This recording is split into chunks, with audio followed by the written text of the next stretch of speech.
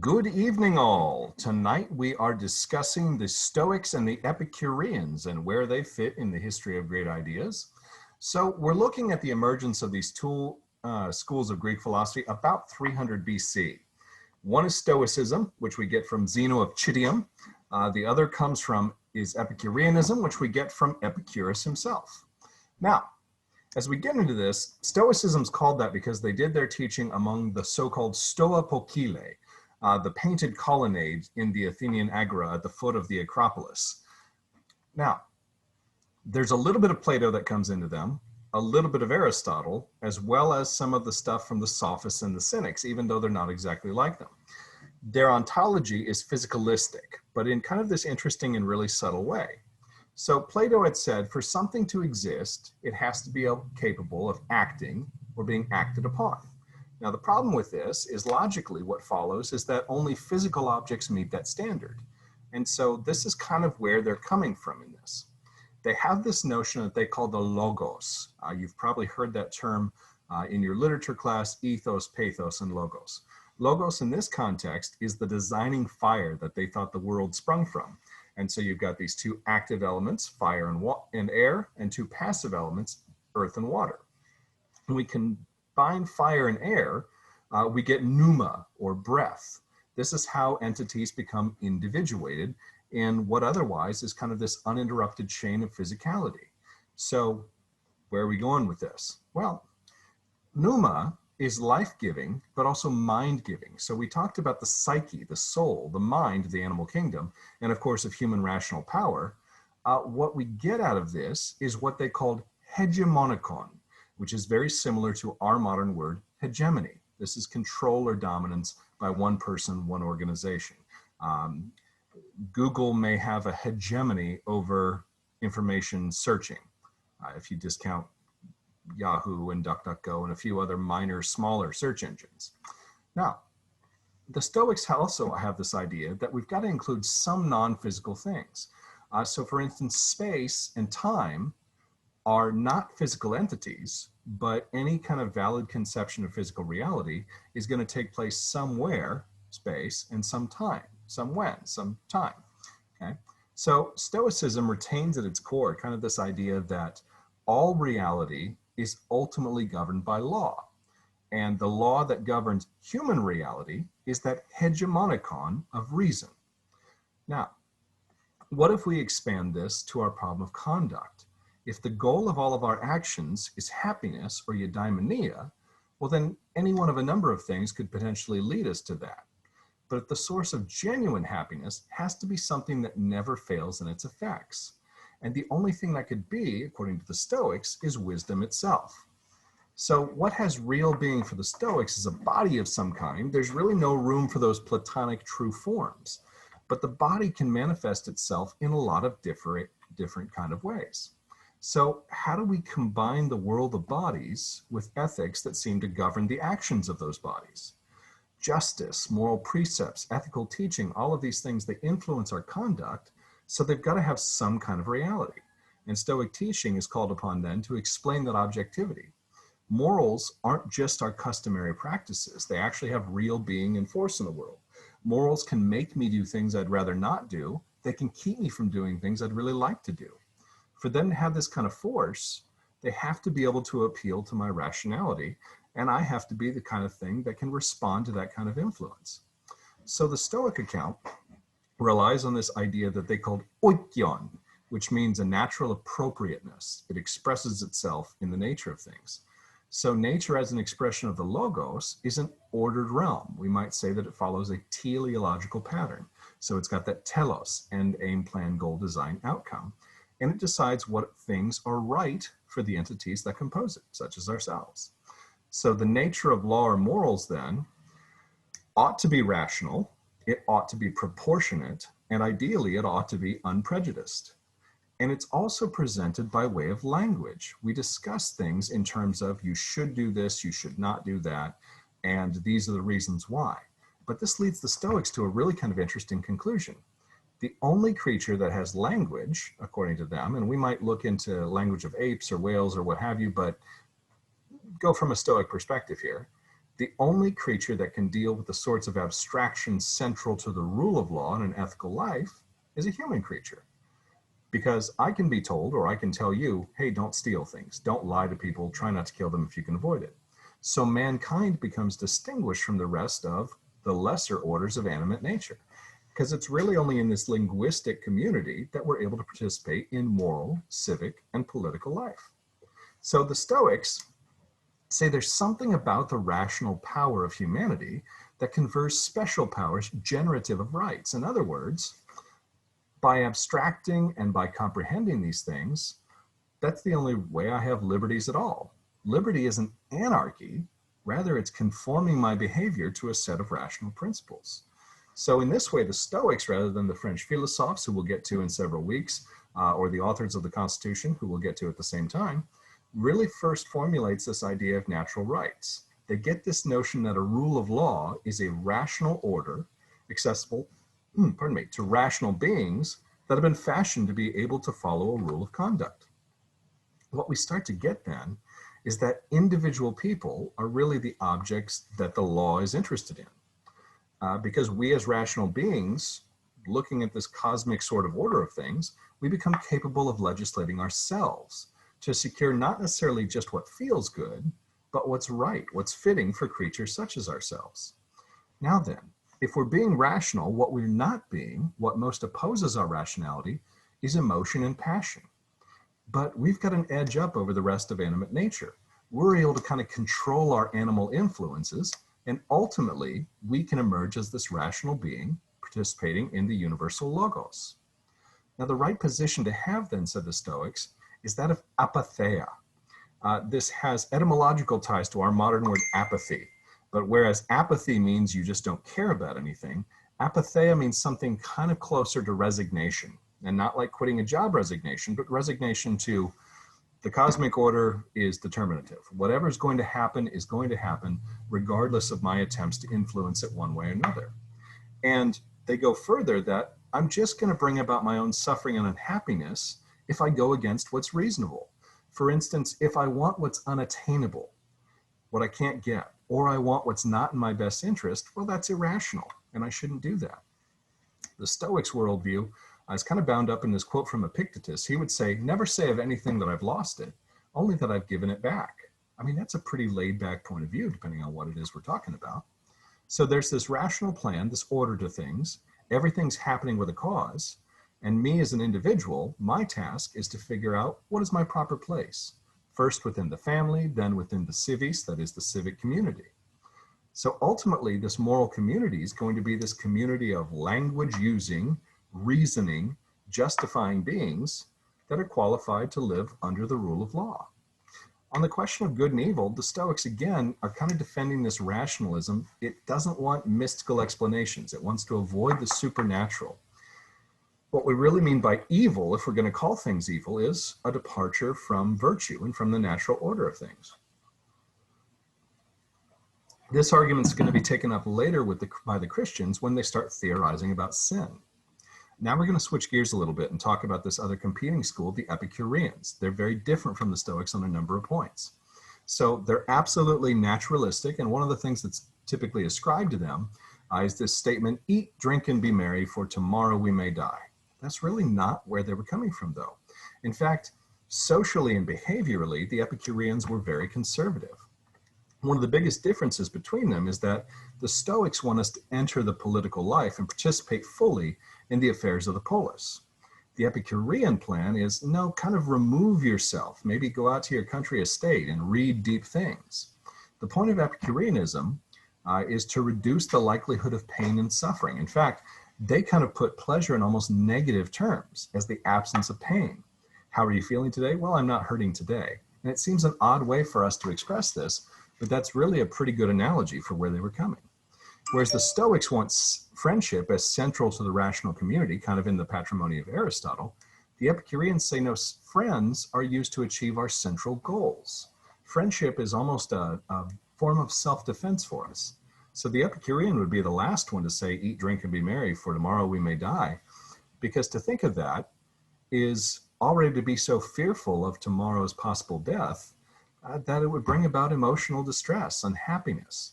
A better way to look at it is the Epicurean might say, do nothing to excess. Enjoy yourself, eat a good meal, have a drink. Just don't do it to the extreme. Take it easy, in other words. So the Epicurean approach here is really kind of atomistic. They're following a materialistic psychology, and this is kind of where arguments for hedonism, for seeking out pleasure, starts to gain traction.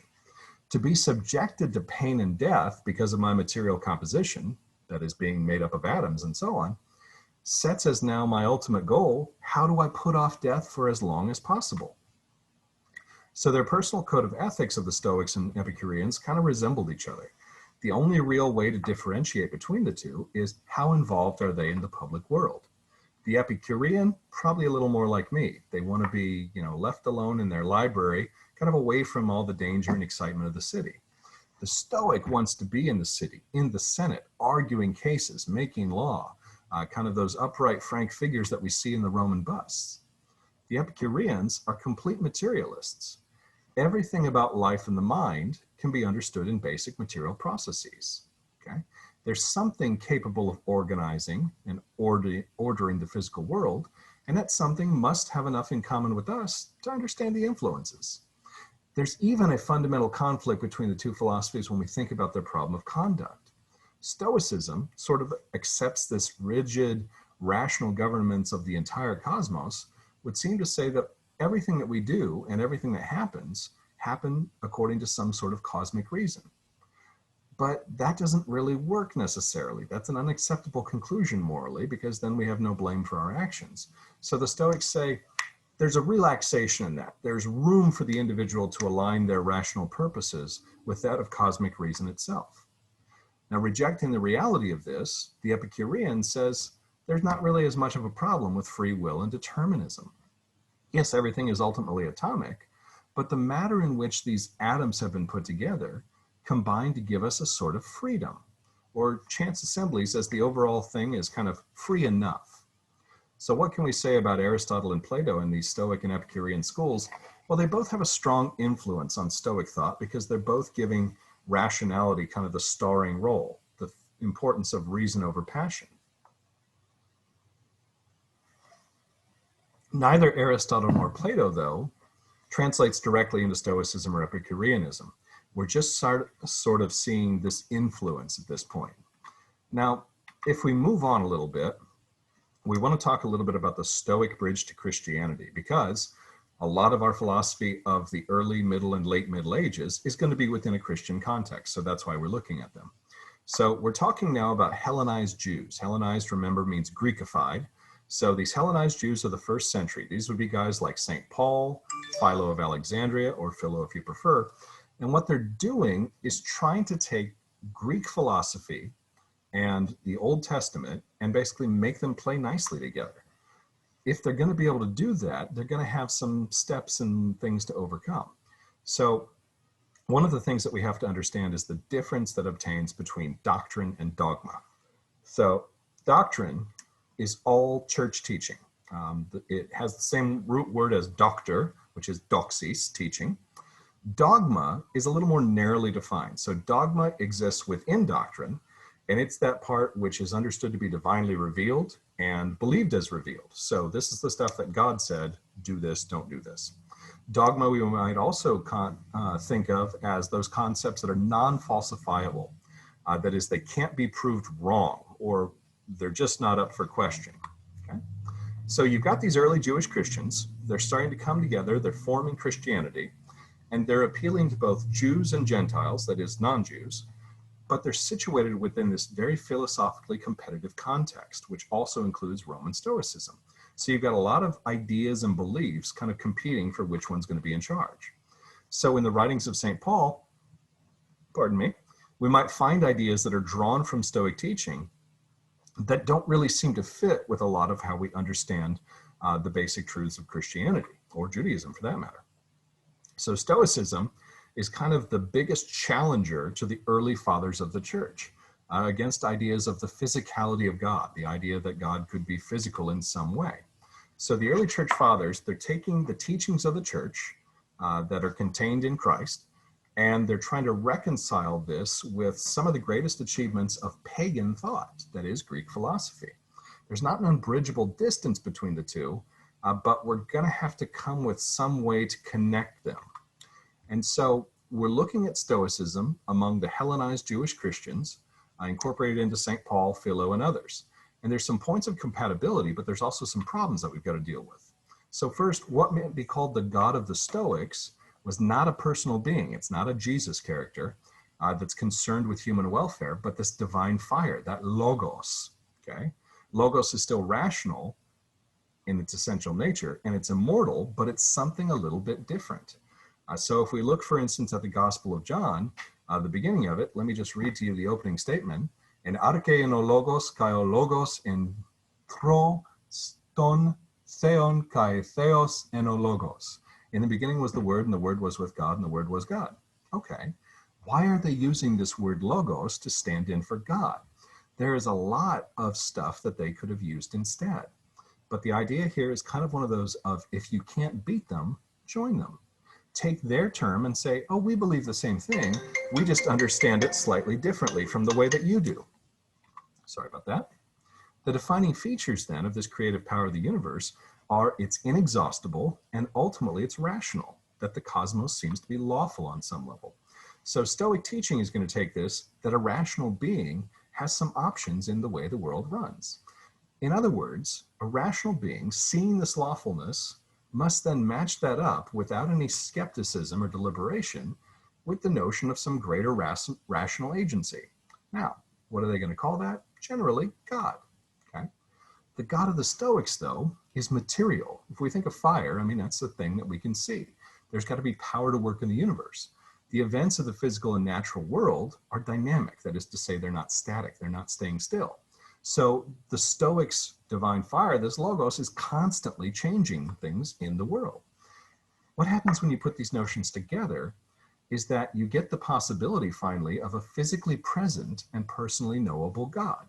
Well, now you've got a God kind of like that of the Hebrews, has a rational plan and design without being present in the world, revealing himself through his works. And if you look at the Old Testament, God shows up as a pillar of fire, as a burning bush. So that fire idea is already kind of there, sort of implanted.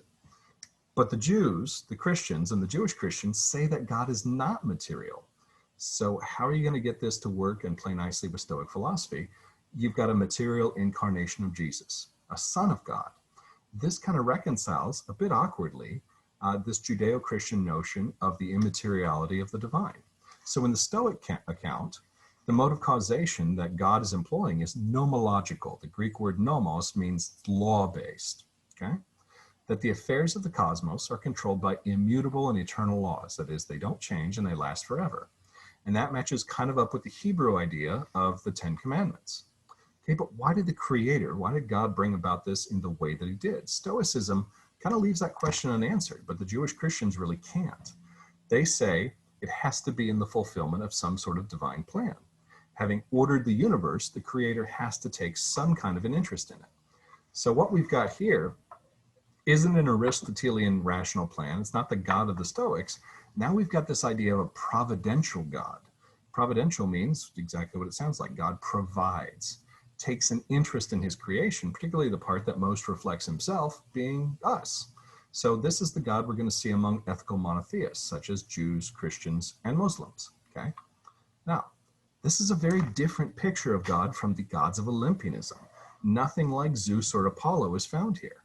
This God wants to do what's good for us for our own sake, and has befriended mankind as a father does his children.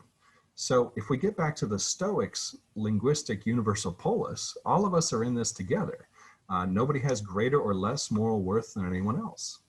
So this is going to raise some really interesting philosophical problems, such as, how do we approach evil? That is, if God is all good and everything comes from God, why do we have evil in the world? And that's going to be taken up when we get to Blessed Augustine of Hippo next. But we've got an omniscient God, omni, science, scientia means knowledge in Latin. So we've got a God who knows everything. We've got an omnipotent God, potent means strong, so a God who's all-powerful. Well, that might mean that our fate is predetermined, and is that fatalistic? if we accept Stoicism completely, we've accepted a rational order that's really not that flexible. And everything in it is determined, but we don't want to be strictly deterministic. Stoicism allows both the power of reason, but also the power to defy reason, to go against it.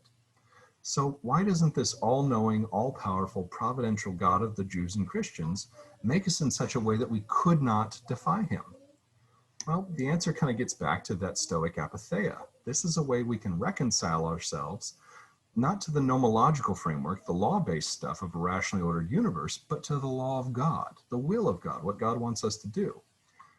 Now, the period of early Christianity was not nice and neat. I mean, sometimes we turn on the TV, maybe we see an Easter special, and it looks like everything just kind of goes nicely until the Reformation comes along.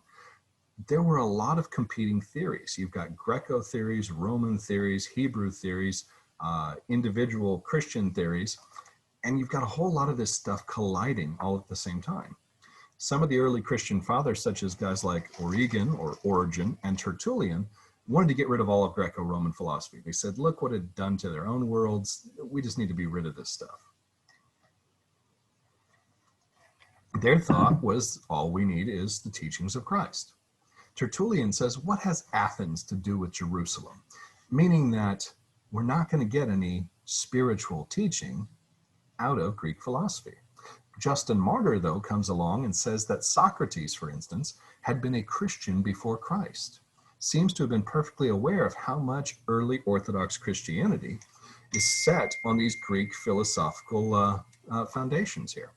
So there's this little bit of anti-intellectualism that's showing up in the early church, and it's going to have to be dealt with also. And that's exactly what it sounds like. We don't want to be too intellectual because it might keep us from being faithful. So how are we going to get around this? All of this is taking place in the larger context of Roman hegemony. But the civic world that this takes place in is rapidly unveiling. Okay? You've got a monotheistic view of the Hebrews that's kind of turned its back on Rome. We've got all this Jewish scholarship that's finding itself kind of regrouping. What Stoicism is going to do is provide us a bridge from the pagan classical world through the Jewish world to one that's going to become recognizably Christian and independent. And it's going to do so by its teaching, but also by promoting law in certain ways and these philosophical precepts that Christians are going to adopt as a matter of faith. Some of the early church fathers took the divinity of Christ as establishing finally this epistemic and moral authority of earlier Greek teachings, that if Christ is the last word on all things, these may not have been available to pre-Christian philosophers. So where are we going to get to in this? The idea is that some of this is going to provide us solid knowledge, but a fair amount of this is only going to be available to us through the grace of God. Now, this is going to be kind of a stumbling block that we're going to have to wrestle with over the next couple of lectures, but you can see the direction that philosophy is starting to move in. As always, if you have questions about any of this or if you need clarification, by all means post it in the discussions and we will go from there. Thanks and have a great evening. Bye-bye.